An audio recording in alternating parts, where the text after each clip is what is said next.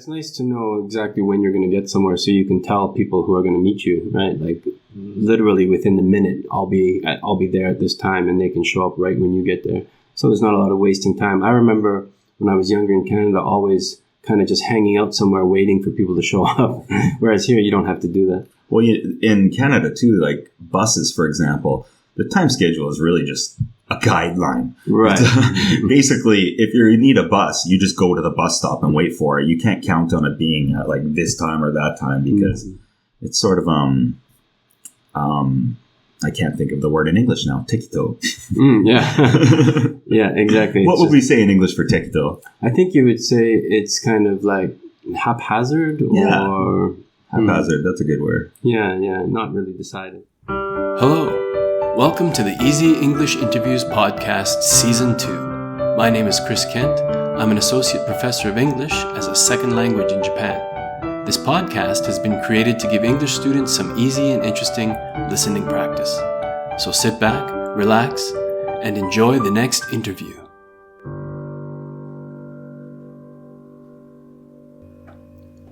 Welcome to Season 2, Episode 7. For today's podcast, I would like to do something a little different. Instead of focusing on one grammar point and one English usage point, I would like you to focus on this interview as a kind of review of all the grammar points so far this season in the first 6 episodes. Pay attention to the present, future, and past tenses and how they are used. Also, listen to how Jay expresses opinions and feelings and how he gives reasons for his opinions. For the English usage point, I would like to just point out how Jay asks for words in English when he can't remember.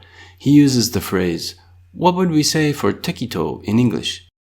This usage strategy can help you when you can't remember a word or phrase. Finally, at the end of today's podcast, as usual for Season 2, listen to the comprehension questions and feel free to try to answer the questions in real time if you can. If you need to, write down the questions first and then listen again to practice answering. Okay, so let's get to it. Please enjoy today's Easy English interview. Okay, well, today we have a very special edition of Easy English Interviews. Today I'm going to be doing part 2 of an interview with Jay Matwichuk, as you remember from the last Easy English interview. It was so good, I decided to do it again. So in my first interview with Jay, we talked about the job he does and how his experience in Japan helped to shape where he is now. We talked a lot about his previous life in Japan. So today, because he is now in Japan for a 1-month holiday, I decided to ask him to come back and talk about how it feels to be back in the country where he lived for 17 years of his life. So Jay, welcome to the Easy English Interview studios, such as they are. Thanks for having me. It's very good to be sitting here with you today, my friend. So my first question for you is, how do you feel to be back in Japan? Obviously, it's been a while for you, so just what's your general feeling? Feels really good. It's an interesting thing. A lot of thoughts have been coming into my head while I'm here. You know, I came here when I was 24 years old, and I lived here until I was 41 years old. So I really became an adult in Japan. And now I'm 47, so I've been gone for 6 years. This is my first time back in 5 years. And it's interesting to reflect on how Japan really shaped me as a human being. And I notice it in Canada, but I can see where it came from when I'm here. An example of this is in my work, I'm known as being very pedantic. Pedantic is like very detail oriented and very focused on the little points. And Canadians aren't usually. It's not a very Canadian trait. And I'm known within my company as being the pedantic guy. And I realized that that's from having started my working career here and working and becoming an adult here and working with Japanese people who are very detail oriented and very focused on the small points and making sure that everything is well planned out and prepared before getting started. And I feel it's shaped me in a very good way because in my work, even though I'm considered pedantic, which isn't always the best image in Canada, my coworkers really respect it because I always have everything lined up. I always am very clear on what I'm looking for, what I need, and it serves me very well, I find. I see. Yeah, I can totally understand where you're coming from. I find when I go back to Canada, actually I just went back in September, I find that things feel a little bit kind of, like people don't really make detailed plans. They just kind of go with it, right? Yeah. And so I think that that's definitely one thing you pick up learning in this, living in this culture. So what things do you feel have kind of changed since you left? So what things in Japan maybe feel different now that you're back? Well, two things I've really noticed are there's a whole lot of new taxis here. That's a weird one to notice, but when I left, they were all, I believe it's a Crown, the car that they use for taxis, but now there's these square boxy type taxis all over the place. More in Tokyo than in other places I've seen, or everywhere in Tokyo. I think those were made especially for the Olympics. I heard they were actually made for foreigners for the Olympics, Right. because we can sometimes be larger people, and so they wanted to give more room in the taxis for visitors for the Olympics. Mm-hmm. So that's a big one, because it was always just predominantly one kind of taxi, and now there's a new one, so it's very different. The other thing that's really interesting to me is going to the convenience store or the supermarket, and usually you don't give them money to the person working anymore. They have a machine, and especially at 7-Eleven where you push the button and drop the coins in and pay for yourself. And yeah, it's interesting you say that, because I felt that same way when I first went into a 7-Eleven that had these new cash registers where the person behind the counter doesn't do anything really. Yeah. They say welcome, and then you put on how you want to pay, you put your money in, you take your own change out, you grab your stuff. It's like all they're doing really is giving you a bag. pretty much. And if you have your own bag too, then they don't do much but just welcome you there. So very interesting. Yeah. Well, in Canada, and I've seen it in Japan, we have self-serve checkout. And this is sort of a middle step between self-serve and the old style full serve, where they give you a little bit of service and you do half of it on your own. Yeah, I know it's something us old timers are kind of like a little bit taken aback by, right? I think the younger generation has no problem with it, but for me, I still feel like I should be interacting with someone a little bit. So now that you're back, what things are you happy to re-experience or happy to do again now that you're back? Well, I'm really enjoying the food. I'll say that. I'm really enjoying the food. In Canada, I don't eat Japanese food very often because I've had the best Japanese food in Japan. And many Japanese restaurants in Canada aren't run by Japanese people. And so they're more Japanese style. And Right. they kind of look Japanese, but they're not exactly Japanese. For example, I didn't have it, but I saw gomae at a restaurant recently, and it was in a goma sauce, a sesame sauce, rather than just having some on the spinach, as is common here in Japan. And so coming here and being able to eat the food is really nice. It's also nice when I go to like the hotel, they confirm everything ahead of time. Like in Canada, I might check into a hotel and get to their room and realize, I should have asked this, I should have asked that. Whereas in Japan, they seem to clarify it all at the counter. Do you need a toothbrush? What time will you be checking out? They go through all the little items. And this ties in with the detail-orientedness that I was talking about before. Right. Sometimes for Canadians, it can feel a little overboard with that much. But because I spent so many years here, it feels really nice to me. It's comforting. And so I really am enjoying that a lot. I'm also enjoying the great train service. So yesterday, I came from Shizuoka-ken up here to Nagano-ken. And I knew exactly what minute I was catching the train to leave, and I knew exactly what minute I would arrive. Whereas in Canada, it would be variable. It could be up to an hour in difference from when you arrive, and you may or may not leave on time. So knowing like how the train lines are going to line up exactly it's really cool. I like that a lot. Yeah, it's nice to know exactly when you're going to get somewhere so you can tell people who are going to meet you, right? Like literally within the minute, I'll be there at this time, and they can show up right when you get there.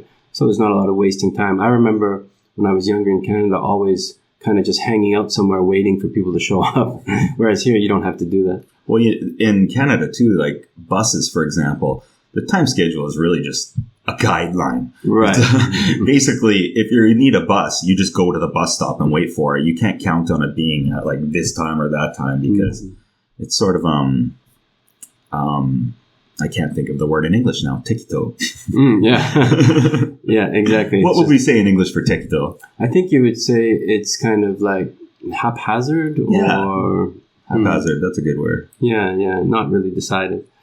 Okay, that's interesting. So, I think you can offer us something here that most people can't that I interview, and that is that you've lived large portions of your adult life in both Japan and in Canada. So, what do you think are the similarities and the differences? Because I think, Canada and Japan, people think they're completely different countries, but I feel there are a lot of similarities. I'm just wondering what you feel about that. Well, I think Canadian people and Japanese people share a lot of the same sensibilities, but in a different language. So, for example, as a Canadian, if I'm walking through the station and I bump into someone in Canada, I'll be, oh, sorry. I'll say sorry. Whereas in Japan, you say sumimasen. And a lot of cultures don't do that. They just bump into someone and keep on going. And I find Canadians are very polite in a similar way that Japanese people are, and they try to think about what you might want and, what you might be needing ahead of time, especially if you're a guest at someone's house. They'll be very concerned about you being comfortable in their house and that you have everything you need, a comfortable bed and something to drink if you need it or whatever. So I find a lot of our sensibilities are quite similar. As far as the cities itself, there's not as many similarities. The architecture is very different here, but I do find in Japan, there's some beautiful parks and temples and areas that are, they highlight the natural trees and hills and stuff like that. And this is something Canadians love to focus on. Canadians love natural stuff. So there's parks around the city that have nice trees and grass that you can relax in. And so it's not exactly the same. Here, it's more often a temple style thing, whereas in Canada, it's more of a park style thing. But I still feel that they're both nice, relaxing areas to reconnect to nature and enjoy life and the country in which we live in. I'm also finding, so my part of Canada is very mountainous. It's different from where you're from, which is much more flat. But my part of Canada is all mountains. So I feel very at home here. I was in Shizuoka and now in Nagano, and the mountains are beautiful. And I love that. I feel at home in the mountains. So that's quite nice. Yeah, me too. I think because I spent a lot of time as a youth visiting the Rocky Mountains. So to me, it always represented it was always on a holiday. So it was always a good time, right? So the mountains to me always represented something fun or relaxing. And so I think maybe that's why I enjoy Nagano so much. Shizuoka was nice too with, Mount Fuji right there. But I'm not really a big ocean guy. And so it was nice to be close to an ocean for the good seafood. But I've done scuba diving in the past, but I think I would prefer to be living somewhere near the mountains. Just feels more comfortable. Okay. I guess just one more question for you, and that is, you're here for about a month and you're visiting friends and family and stuff, but do you have any plans to come back again in the future? Definitely. Japan is my other home. It's where, when I came here, I was young, new to the world. And when I left, I was a father. I was a professional. I was a grown man. And that really shaped me. It really defines a lot of my personality. I'm known in Canada as the guy who lived in Japan for a lot of years. Right, you're famous amongst your friends back home. I am. I'm the guy who came back. Yeah. and so it's hard for me to stay away. Last year I watched, I can't think of the name now. It was an anime, but it was ended with a period. Anyways, it was like Images of Tokyo, and I watched a little bit of it, and I had to stop because it made me too homesick. I was missing Japan. It had been so long since I'd been here, and so this will always be a part of my life. And my son lives here, and he's half Japanese, and he is Japanese, and so I will always come back. Oh, good. Well, if you come back again, maybe we can have another chat. Thank you for sharing your insights today. And why don't we go have some dinner? Sounds good. All right. Sushi.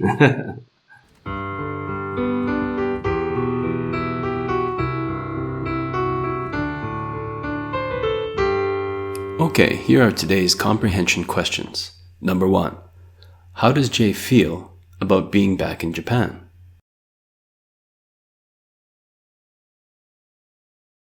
Number 2. How long has it been since Jay has been to Japan?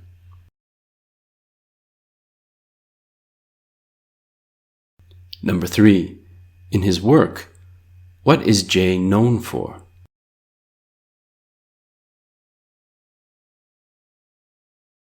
Number 4. What is the first thing that Jay feels has changed in Japan?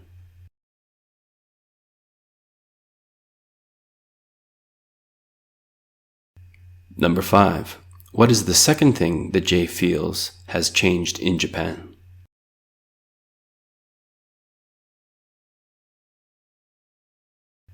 Number 6. What type of food does Jay not eat often in Canada?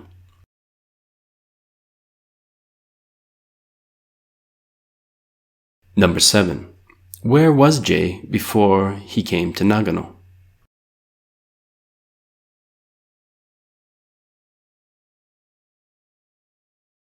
Number 8. What do Japanese and Canadians share according to Jay?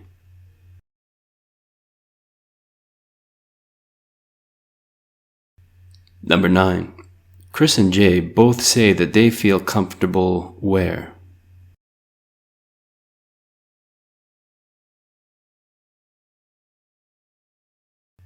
Number 10. What is Jay known as to his friends in Canada?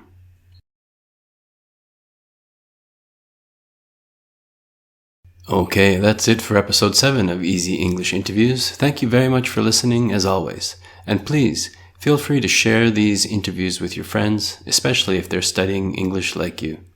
Alright, thanks again, and we'll see you again for episode number 8. Bye for now.